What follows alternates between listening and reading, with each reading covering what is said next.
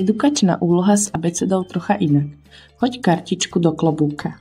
Dieťa má pred sebou edukačnú kartičku, napríklad C ako cibuľa. Dieťa najskôr pomenuje, čo je znázornené na edukačnej kartičke. Potom si nachystáme klobúk. Následne mu nahlas hovoríme rôzne slová. Niektoré sú odvodené od slova cibuľa, napríklad cibuľka, cibuľačka, cibuľový, cibulisko, a iné, ktoré so slovom cibuľa vôbec nesúvisia, napríklad auto, mačka, strom, bubon, hruška. Úlohou dieťaťa je hodiť edukačnú kartičku s nápovedným obrázkom cibule iba vtedy, keď započuje slovo, ktoré má spoločný slovotvorný základ so slovom cibuľa. Pri ostatných slovách zostáva pokojne sedieť bez toho, aby kartičku hodilo do klobúka. Táto aktivita rozvíja pozornosť, fonematické uvedomovanie a schopnosť rozlišovať slovotvorné väzby.